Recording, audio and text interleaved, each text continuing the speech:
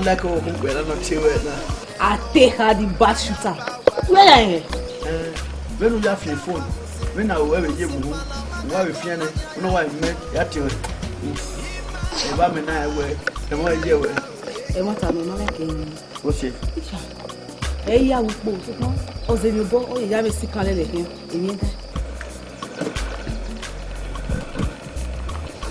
I go away. Oh, say you go. What's in your boy? How can I say you bonnie? Hey, who let it? Oh, let me go. Oh, who knows if you Bobby are here? Why, I mean, the name you to what any of my egg why I'm innocent. Oh, say you go. If you know, Pally. Who will hear your guard in no harm and a half boy or few of no palo? Who do I hear?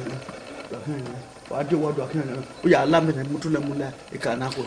Did we have a bear? When I have one of them again, no boa with one. Oh, yeah, at least.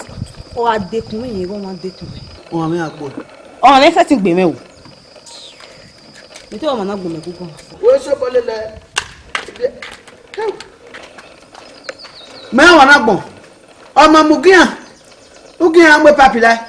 May women were ye killing and Umaru out there about Saga. If I tell you, I'll get me die. Gualo. Ama. Irema, you are lambing and Mutulamu at the bedroom. Madama.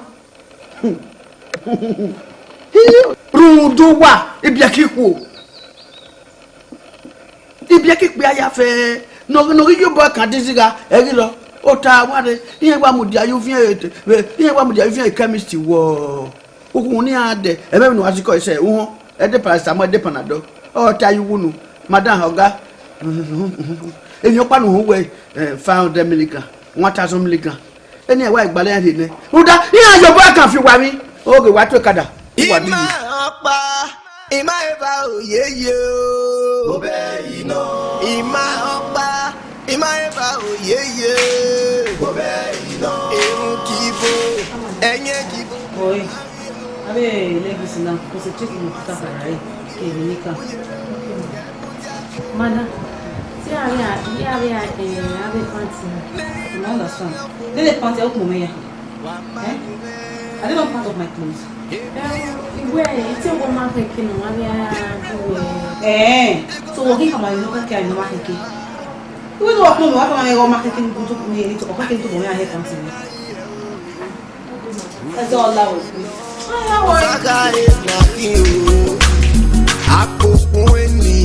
So Magamu, well,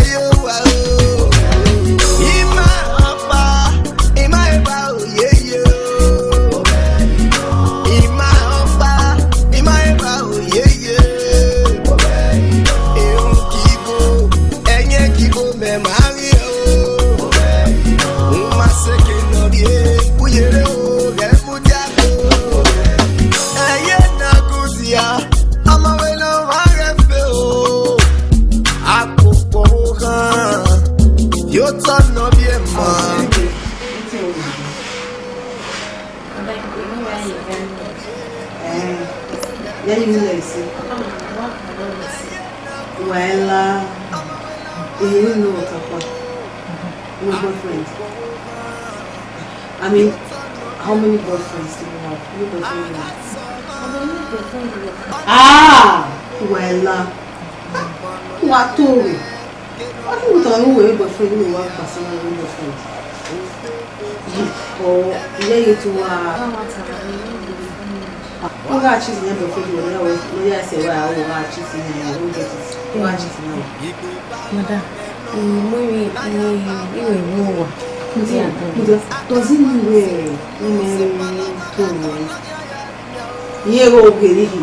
that is not possible. Tell me, how did you feel the first time? Did you enjoy it?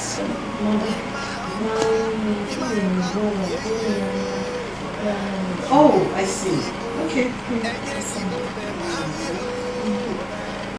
Mano ya yeme que no gua que no buya o pepe va emene guerra me quer.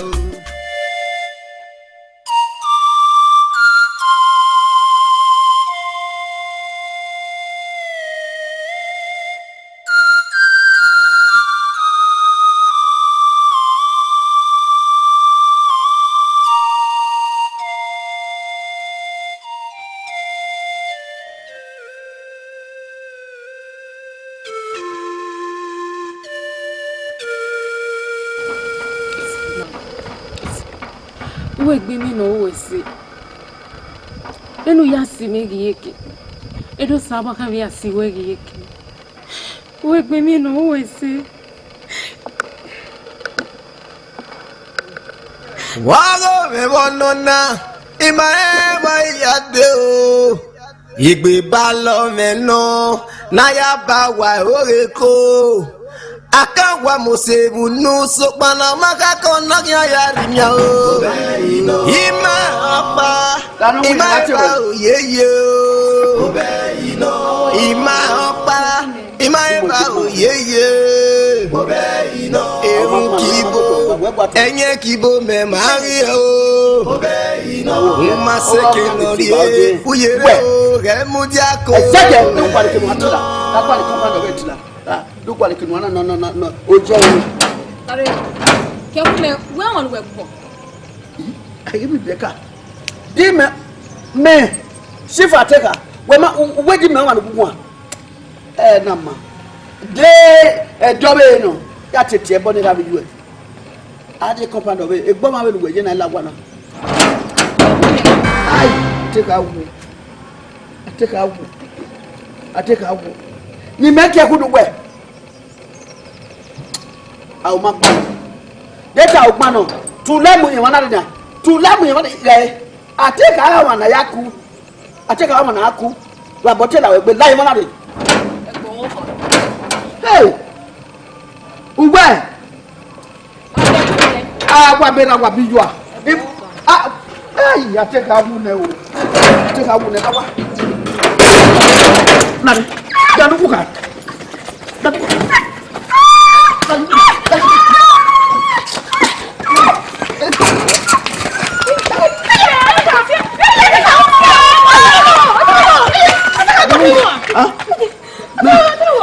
me wazeno ima fi ami agbon eri wa fi sorry ima fi ami agbon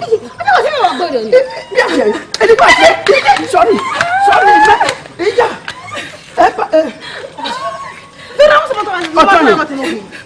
o mata onye meju wa ye baby lo aba me woji no mo be gba wo ko na go wa o de atekabe la o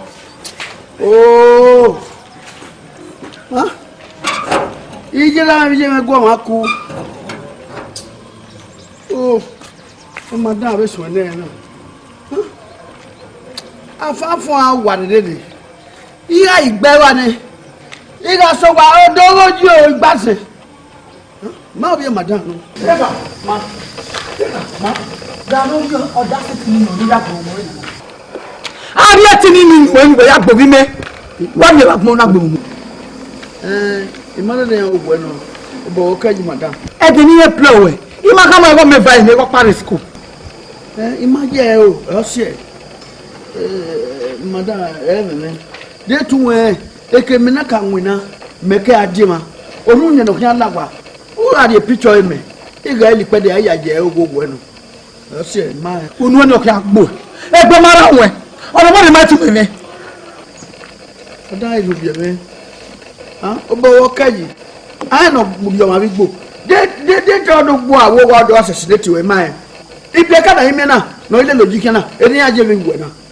o ti la wa bania wa ho gbo ite so wa ogiyan o ti me ko jiwa wo ma beto de o me go me no senior wo si am no gbadun na afabi wo si eti no roto no e ya se mo gbo we mo ma gbe o ni la se ugbe iro o ma se o ya hin o una gbo la won kokan no agbe ge ni ha ge no ye wi gbe kan go e bere awon wa re no si na even I dey boile bit ma even no do agbun na je uru wa ba o gbe wa gbe no wa me ma da wi ko na mro ba na bi ka no ifi o si e post na eni ye tikele egele e akwa so le lo si oko ya o gbu me ma o ma wo Stavera. Like the word way. Very like the word. Well, like the personality. o pon me go wo ife Yeah, for them, madam. So quick. Yeah, why? Madam. Sister Vera man when I use washing machine. What? Using washing machine out me. Here up ya. Towing, cutting and my bed there home. My goodness. Every mother. One more glory, I don't know where. Now why no one man Zege? That you can go home. Zege! Sister. Then we stop using washing machine. They know well. When was so cook more for this? Benin Movies man no man do washing machine. O ma hoy. He's not working with washing machine. Yeah. When I village of here, I mean washing machine. When I go home, the why has an end. Ni wo ju e ni na. Ni wo ju e ni. Won na wa gbe wa. Say my even ya ko say. Dey go me. Ya mo se dey go ni. Ti wa le pa le mu e ma. La re bo se dey pa.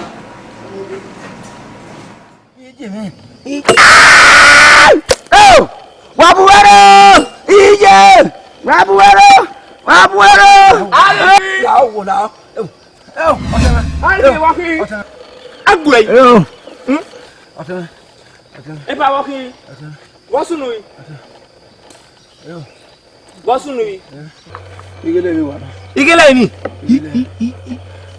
Gari o. Gari yo pia we mi. Pia we. Gbogbo ayi se de ni igele mi na gbo ni. Domo gba wa na gbo kan.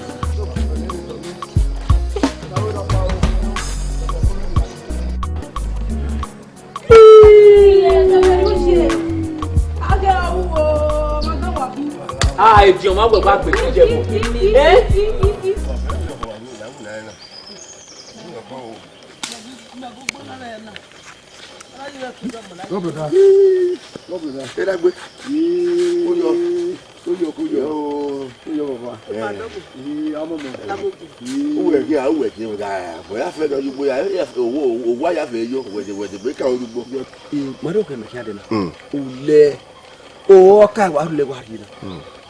Efini kunye okaba no de magiri yaka mari yaki aneri abana le ku fi hari wajina ne watu Ni. me se no de ke ake o se no gere Ka la we le na o ke wa ki o na me o fi le ma ke no de o se no se ke ya iki ni. awu de ko yo domo ijaju ma ira me ka bo anu na gbe wa ọtún wọ́n yí mẹ́ àwọn iná ọgbọ́n ni èéfín ọ̀tọ̀ wí máa ń wíná wí máa pa ẹ̀dá wọn máa mi ẹ̀rẹ̀ wíná mi kárẹ̀ wọ ìbùkún mi kẹ́sọ̀ bí. Ẹ̀ẹ́dẹ́ náà wọ́n tó rí ọ̀tẹ́ wẹ́rẹ́ òkú lọ́fẹ́ ìbúmọ̀ máa wẹ̀lẹ̀ ó rè náà tẹ́ àdé ẹ̀wẹ́ orí máa wò wàhálà ọ̀rẹ́ parí skul ẹ̀dọ́ lọ́nà kékeré náà yóò bọ̀ ọ̀tọ̀ sí lábẹ́ orí ni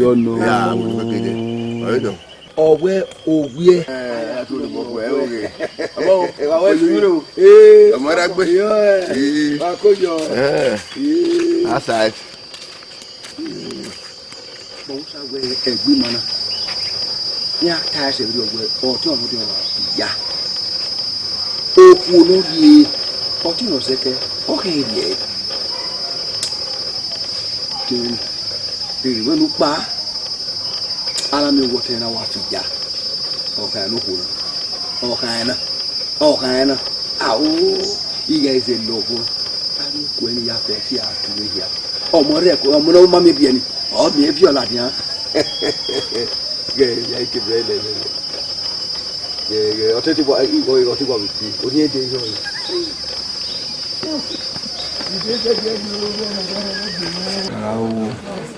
Àwọn ní ọ̀pá o àwọn ní ọ̀pá agún èèyàn ọ̀kan rẹ̀ sópa ẹ̀ ọ̀pá òun wọ́tẹ́ yẹn fi yà rẹ̀ ẹ̀ láti ọ̀kan tẹ̀ ẹ̀ láti àmàlẹ́wẹ̀ ẹ̀ gbímọ̀ tá ẹ̀ ọ̀pẹ́ ọ̀run fi yà tá ẹ̀ gbímọ̀ ẹ̀ lẹ́nu tá a máa ọ̀hún yẹn kú iná tata máa kú ìyẹn à ọ̀hún yẹn kú ẹ̀nà owó ọmọ aláwọ̀ owó aláwọ̀ agbèrè aláwọ̀ ẹ̀nà pa náà rí ẹ̀ wọ́n á kí wọ́n mú ọ̀ka rẹ̀ yìí ní àṣẹ ilẹ̀ ogbó. ẹ wà ní. bí ní kò pọ̀ sẹ̀ bóyá owó kan tún ẹ. Ẹ̀rí ọ̀nà pa. Ajẹ́ mi rẹ̀. Wàlá owó agún ẹ̀. Àdàmì o. Wàlá owó ẹni pa. Wàlá owó làwọn.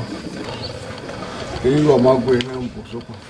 Èyí lè ké sópa yìí náà yìí sópa. Ẹ sópa. Sópa. Ìyá wo gbà lọ.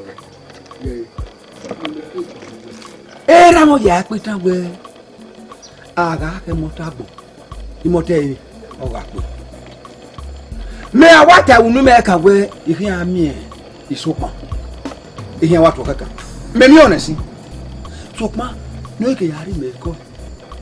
Kúzọ́ lè bá wa dẹ̀gbẹ́ ìyó ní ní ẹ̀wẹ̀ wọ́n mi àgbàdà bẹ́yẹ mi wẹ̀.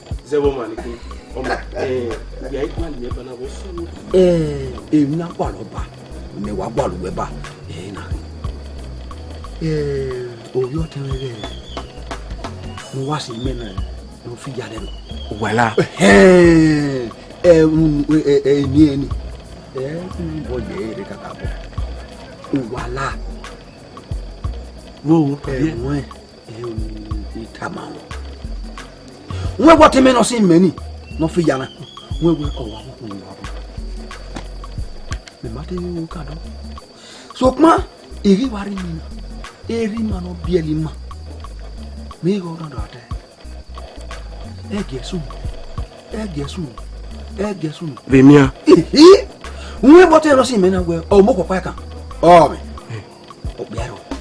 Do bera me aro me yira me ala den mi sokma no na mo ko ni ina do ka bo we no he onera me wa kan unda wa mo ko ni a ona wa won do bo ni a o pe ana ma gbogbo no ma gbe egbo awodo ari awo Èmi ìbò tẹ̀ gòdìgà.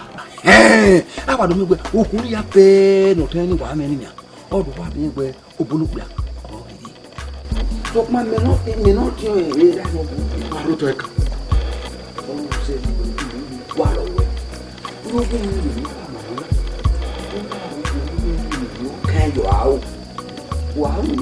àwọ̀ Ọmọ àgbọ̀pọ̀ náà mọ̀ ẹ́. Sọpọ́n kò ká máa ń wé ní awé mi náà káyà o. Ìyá òwe mi. Wọ́n sọpọ́n abẹ́ fi ni ìyá. Ọwọ́ mi rè rọ́.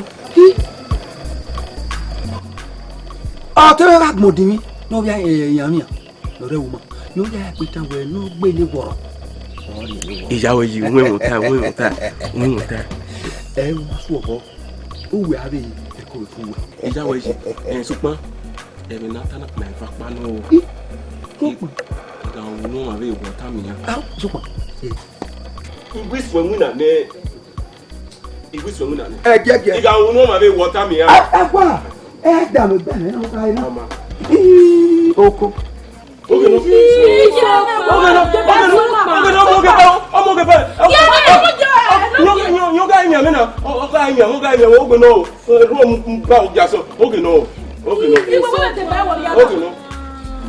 Sokpa oku iko ima igasa je na je. Yi. Dogo no boy. Name la wo wo wa bu mere o. Asoba. Ubi ani tujina odo no mama nuwe o me. Wege wa so. Ugu dori ogbu e. Odo ogu no ogu. Odo no mama na ogu na. Jabi bro. Tika njane. Tracy. Ọmọ HIV. Only the man that has HIV. You still did do. Hey, girlfriend, you know say na boy. Ma o tu wa ko keka. Hey! Wa ma do report ma me. Ewu. What boy? What is Tika. On I go to one hospital. Ewu je mo le so je mo le no be the same thing. Tracy, what am I getting matter? Tracy, mo HIV. God forbid. HIV, what can I HIV? Tracy, mo HIV no be like we. Oh, sorry. I'm not joking. HIV, what can I HIV? What many men? Tracy. I can't believe me.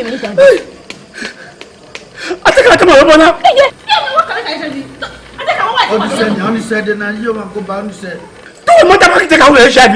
What can I Hey, what the take away HIV? What can I me? What woman? Me na mo me Tracy, don't me nyaji na don't me nyaji. Yeah. ẹ̀nà ọ̀gbìn bàbá wa fò ìmẹ́bí pé wọ́n wà ní ìgbéyàwó wa. ọ̀nì sẹ́ni àmì yàgò Ludime. wẹ́ máma mẹ́ wẹ́ ọmọ alákẹ́ rẹ̀ èmi rẹ̀ ẹ̀gbọ́n àwọn ọ̀nà sí. Iye. ẹni wọn ni kò wẹ́kọ̀ ẹ̀fọ́ àná. Adeka ogbe mi. wọ́n mi náà gbàlẹ̀ nọ̀fẹ́. Ika ma ọ̀rẹ́ ọmọ ẹ fi nọba lọ. Ọ̀rẹ́ kù mẹ́ fọ́. Bí ká mọ̀ pé kù mẹ́ fọ́ a. èmi jẹ́ máa rẹ̀ rú.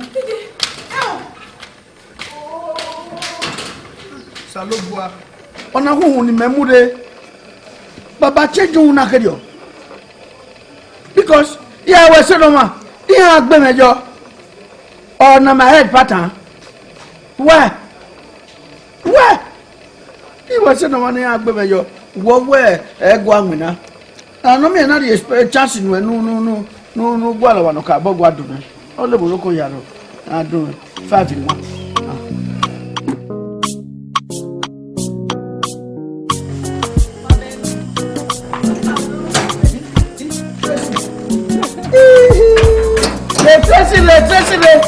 Tracy. Obukin. Here go ba. Tracy.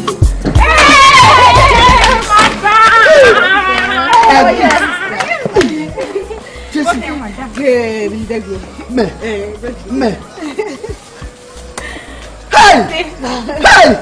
Hey. If you know what. Tracy. Gay. Oh, no. Okay, yaruwe ma. Alright. Okay, yaruwe ma. A brother called me and he go. A brother called me. A brother called me. Yeah. Okay, kí ni wá gbara iye he gboki ha be Ghana fa ti yara de tèmi. Wá kéde. Ghana. E Ghana ke do. Ah?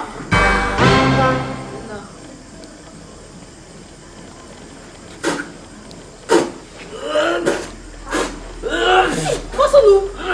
Ateka. Let you go le palaja. He said your pile and they buy bread. Kwala me sagi. Do sagi le wana na bread na. Kwala Mosulu.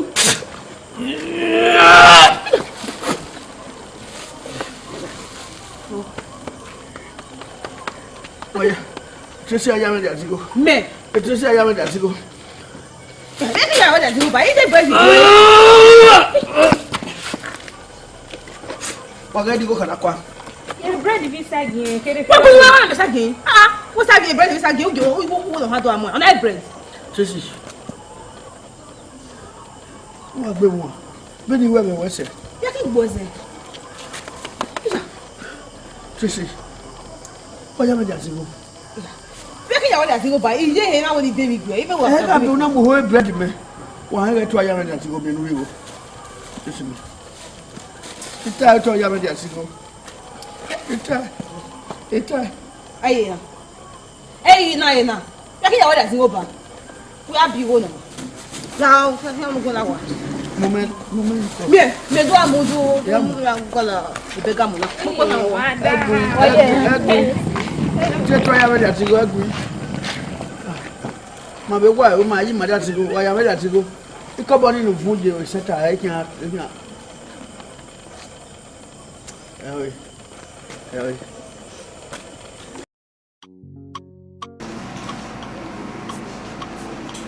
Well, who more than one from Danny? Oh, why are you? What's in the washing machine?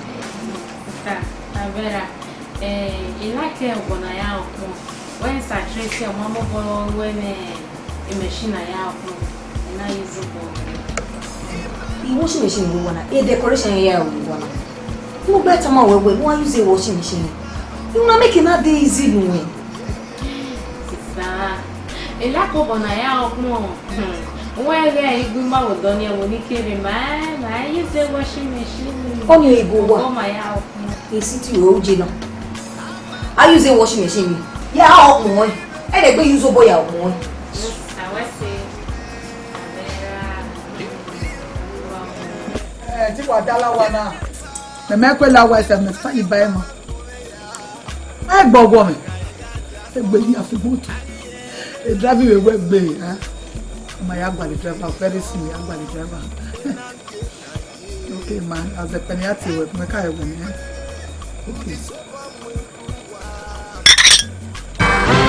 Umala Beni. Ọgọ Beni àìní ebo. Ẹ̀mí ò gbàrà àwùjọ yìí náà. Gbẹ́nà! Ugbẹ́nà! Ugbẹ́nà máa Beni ebo. Ọgọ Beni, ó garagara ni. Gbẹ́nà! Ilé àwọn dọ́gọ́dún mẹ́gbẹ̀ẹ́ yìí. Tiga àpòpọ̀ náà fún mi ọ̀pọ̀. Bala. Èdì ọmọ ọ̀wẹ̀la. Ọ̀nà àgbà èmi ebe àrùn egbe náà. Uwe ẹni wẹ̀ tó wà gbẹ́rẹ́ pàdé gbẹ́rẹ́ wà domi ẹ pé à. Yàmù bọ̀ wẹ̀ wàlá, yàmù bọ̀ wẹ̀ wàlá.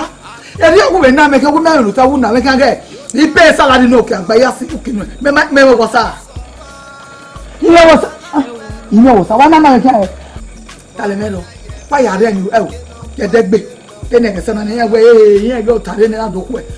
Ògbẹ́ náà kú ẹ̀ wá rẹ̀ ni wẹ́ ló láyé mọ̀ wá rẹ̀. Ó yẹ kẹ́ mẹ́tò bọ́ ọ̀pá fún wa. Adé máa pẹ́ pẹ́ yọ̀ mí. Náà wẹ̀ gbé. Ó náà mú sẹ́kàlẹ̀ ni wọ́n. Bọ́ọ̀lù wà wọ́n.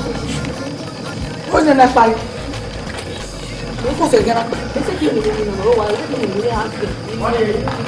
Wá wọ̀ ẹ́. Dí máa tẹ́ ẹ pẹ́ ẹ̀ wò. Ọkọ mi ni wọ́n. Bọ́sùdù.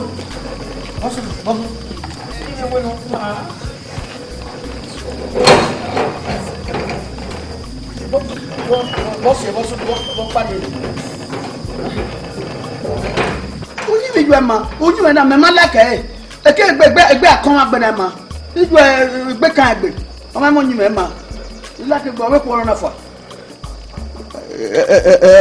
Ọsẹ ẹ ní. Wọ́n yẹ pé fáwọn àkùnrin ẹni mọ́mọ́ ìlú ẹni wá àkùnrin ẹni wọ́n lọ́wọ́. Mada ọ̀nà ẹ̀ yẹ bọ́ kùnú ẹ, ẹgbẹ kan ẹgbẹ, ọmọ àwọn onyi mi wọn àmà gba, ọ̀nà wà pèsè ẹ̀yàn ọ̀dà fúnra rẹ̀ wù, ma lẹkẹ gbọ náà, ma lẹkẹ gbọ náà ẹgbẹ akọwọn agbẹ ma, ìmọ̀ wa, Tracy, ìyẹn mi nà wọ́n yú ẹ. Ìyẹn mi àwọn ọkùnrin mi Tracy wẹ mọ ní ayé mi Tracy láwọ wọ ní ayé mi àwẹ ọsàn àgbẹ fẹndì wẹ nọnà wọn nànà yọpá ní ìlú ẹwọ náà gbọwọ rẹ.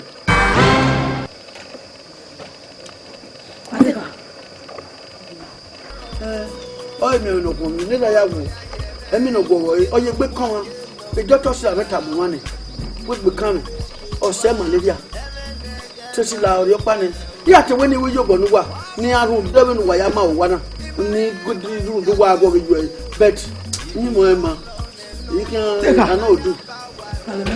Whoever may be living one in there, you are leaving this house right now. Madam, mẹ́rin mo sọ̀rọ̀ ní apá. Madam jẹ́ irú kìnnà mẹ́rin fún ẹ̀pà. Ìgbìn náà nẹ̀wọ̀ irú kìnnà bí apá àwòkọ́. Yà á yẹ mi pa. Ẹ̀dí ẹ̀ mẹ́rin á gbẹ́dẹ̀ ajé náà ni á. 3 days ni wa na woni ya calculate no je me pa na mi na mi me le wana aka I don't go Mama ya ni lu pa ngere mu di ejeje le ma wa gba lu de iye ya pa o me ta mu na wa na ise ti awu le de ma do awu le house get ta na we ne e mo ki e ko ni jo ko no it are not fit because your man no mother man no see go na di go me I want go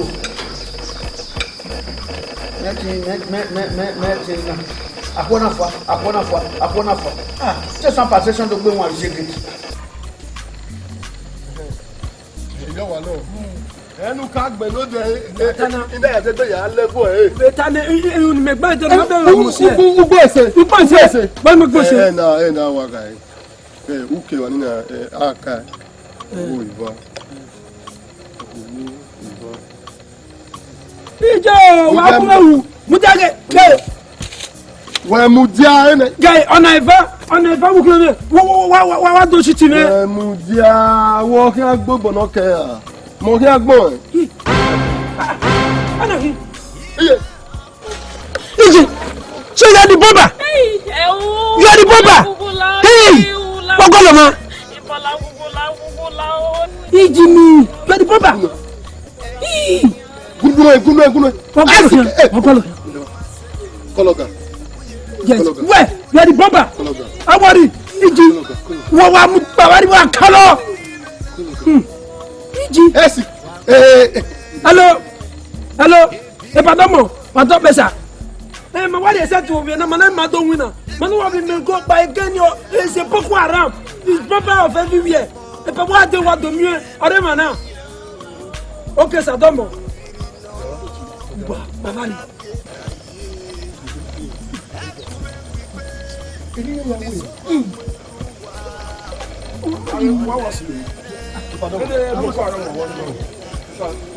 Ipa Boko Haram.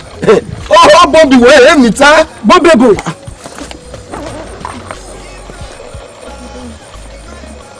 Oh yeah.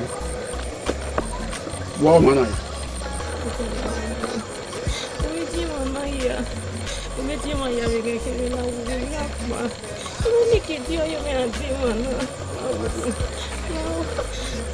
Ma make a dear. Oya we do have your uncompetent beauty. Bakiri. You know what? Iya even Uma Deko do me why say no. Wakiri. Ni bibi ya bulole. Ukitole bumba mi azbebe wa. Inole azbe.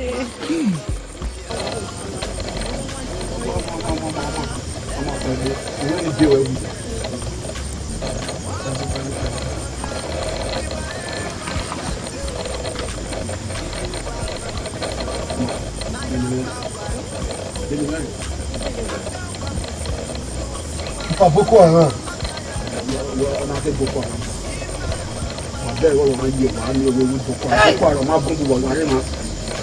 Well, make sure we're in a yah, and what do I do? A book or my boy, my rubber. I book on our way.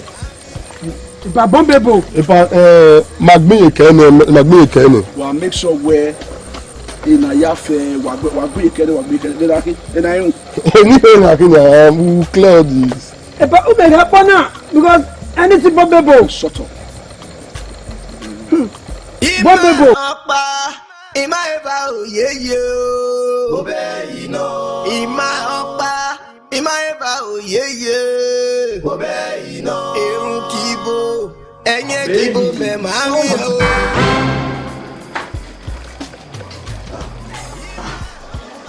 What car was there? Well, a house came in. While meet Tracy, my fiancée. Madam, you sir, we need to talk. We need to talk in private, please. You are good. While now they reckon man. What's one the house girl? Do Magume? How worry can my own boy the house girl? You're lucky to have one. A certain I don't like her. For the very first time, how woman like her. On my day. In fact, I need a house boy. Over there, we don't want to say what the money to work back. No. Why are you kind? Where we made the other of just argument.com. No, sir. Maybe you're something I will bring the I'm a big boy. I back to one it be and then you have one around me. Now. Wait a minute, back with money. What you been back with me and looks like that. I need a house boy. Why did you walk for the house and if you wanted to understand it? Who bought the house then? He didn't know that.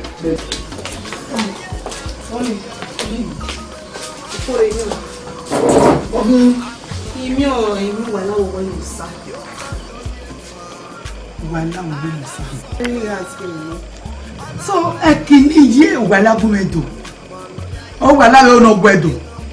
Wala make a former house girl, where me ha. You wala gumento. Ega ni manari go ega no kwa se ka obama mi wa bi e ma bi wala la kun. Ye yo wala oh no yo gogo me ya ki ve e de na. Ana mi egbe no yi jame adedo. Igwe e ma we ka je no bu edo kini. What's the man up? The time I went on to do it.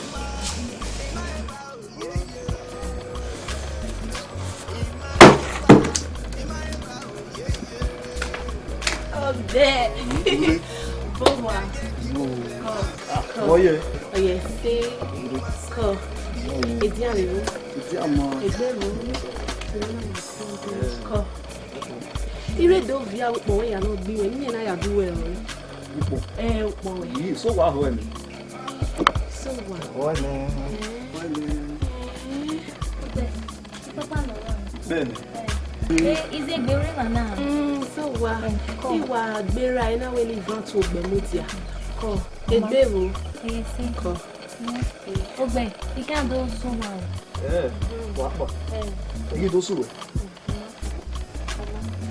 Ìzẹ́gbẹ̀. Ohun dọ̀dọ̀ ẹ̀. Má gbà sùn ẹ̀, má gbà sùn ẹ̀. Láàrin máa sùn ẹ̀.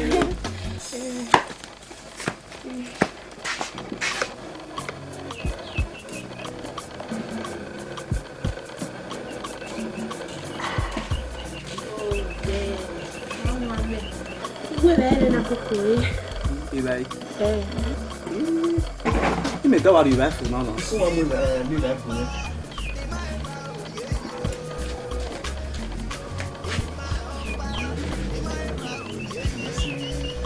Baby, olha, sim. Via mocan. E leva nos aqui Isebi. Vai ni ju emu no no bi otin. O bi ate mu ni ni. Ọmọ, wà sọ. Ni gele. Ó wá lọ sí ìlú tí ó ṣe wá. Ìjáde yẹn.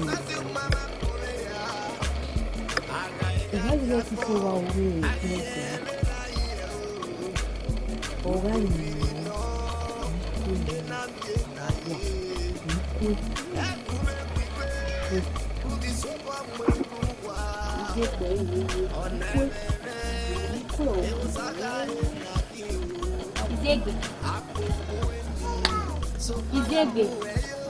Izegbe. Woki Isuwa. Ure. Wari Oma Yareze.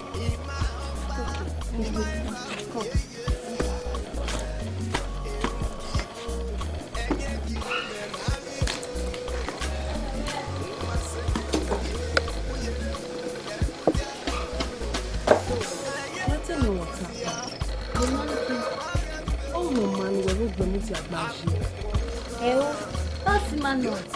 He was a Mayagba. So, Papa, he is was here. So who knows was here? So, Papa, no yao. When now? Isuwa. Oh, they are winning as was it. What for you? What's the name? Yapping.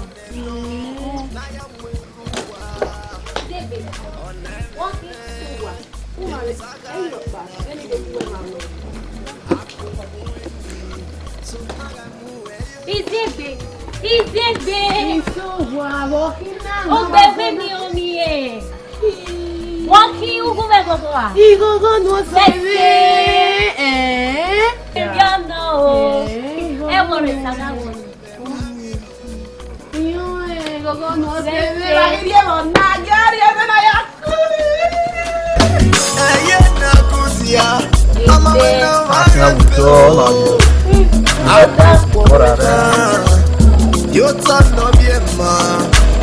Aga soma. Ana gbero.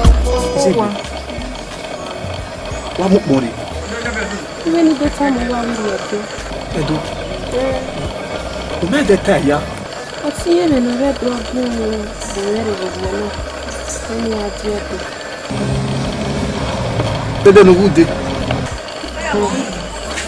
Ni bawo, na ye.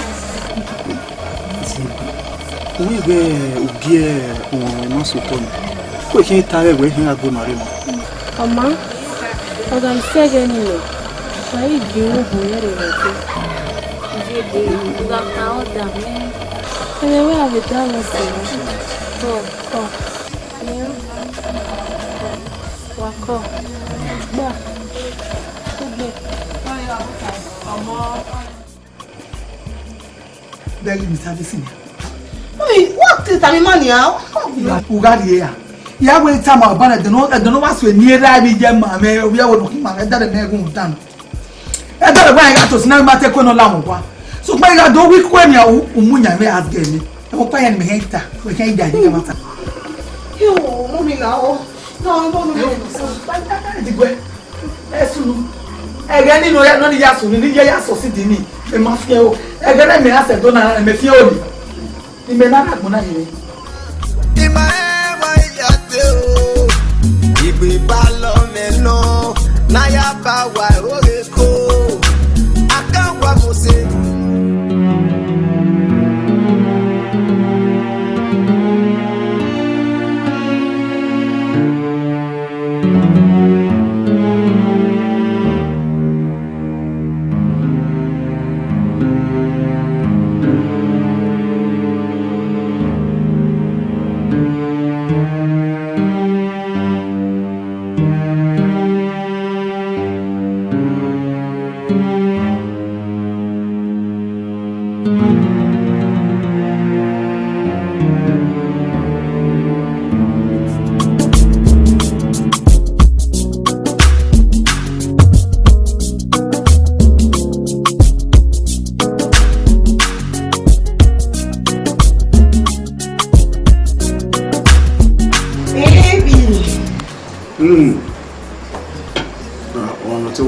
I know. Can see you are enjoying your meal. Of course, I'm enjoying it. Oh, I didn't. Nice food.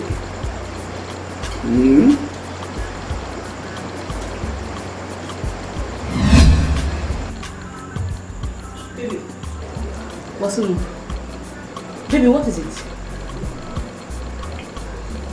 Well, I'm kitchen, maybe you're at me. Just no. Wala.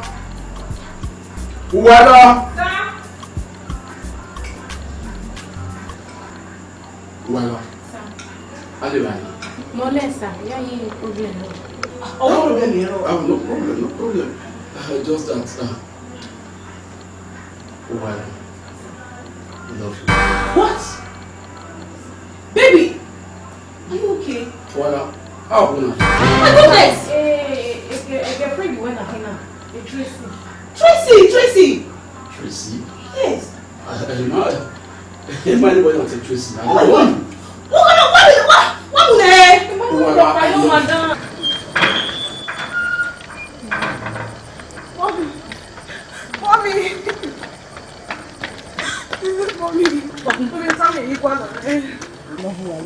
Eno sabi igwa luwe. Okone ni uni. Okwe lu e nebe no bobo na lu e. Ilu e mo mi ya kama ni. Ase mo kana to aje na na. Okone auto boy prepare ya we mu ne ya get no prepare. Mo wa le ba e we la le ba ina zo yo. O so auto boy le ba e. Mo kama e ri o ni ri yo ba e. Que yo. Wala gbe. Mo bi akeke ya e ma o ni lo sa fe mi o. Ma o no fe me. Okay. You know, ayo de baba. Ya no de mi o we ro na o. Mo. Ya go le gbe yo we amu ta kan me de me se ke le so pa. Ya ta lo wa ite. Sorry yo ya ke. Aga iga ti akpon aye me na ye o. Udoriri no enamje na ye. Egume gbigbe udi sobo mweruwa. Onememe e osaka enaki. No. Ti do ime we now. Ire boy we no pe. So here we are do tama we emi ya gama. No, we forgive you. Eti we ni ya gbo, wa we ni ya lo. No, we get do le ma po la o.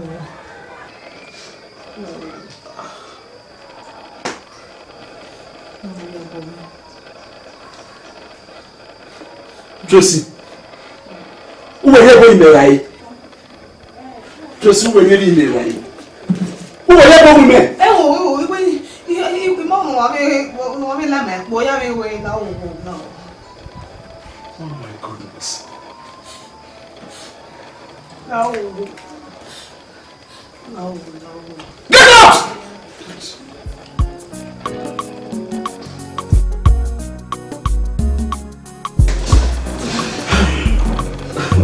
It's okay.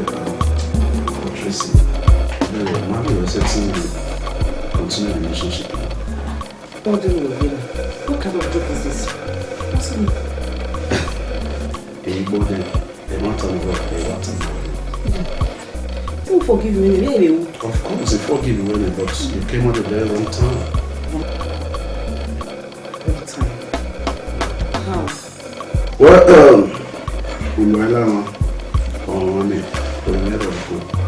so you can set you up work woman or a co-founding money. It will move for money. Tell me you're joking, please. I'm going to go down. Sister, one time. In my year, I'm not the one. Of course, yes. What they want to own. I will see me. Or see me, no see me. No. It's okay, it's okay. That might be No. Forgive me. So, Obama, from the recovery, Tiwa Kakabodi. Yeah, well, Osama Massey would marry without all what the man. He was all back passing. Okay, yeah, she can have the baby. I take care of the baby now. No. And then, what's that? Hey, Lusa.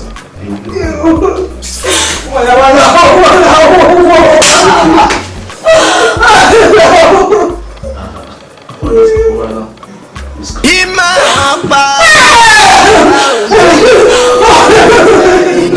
Ima apa? Ima eba oyeye.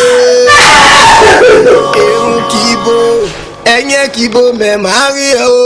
Obeyino. Uma seke norie, uyere o remudiako.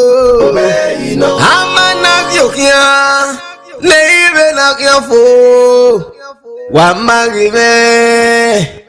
Ebi okove ireva igosasi mama gbome ya aga ti agbon aye na ye o udoviri no enambie na ye egume gbigbe rudi sobo mweruwa onememe ewosaka enakin o Akpokpun eni so magamu eyo wa o ima opa ima eba oyeye o ima opa ima eba oyeye Erhun kibo enye kibo me Mario o uma seke norie uyere o remu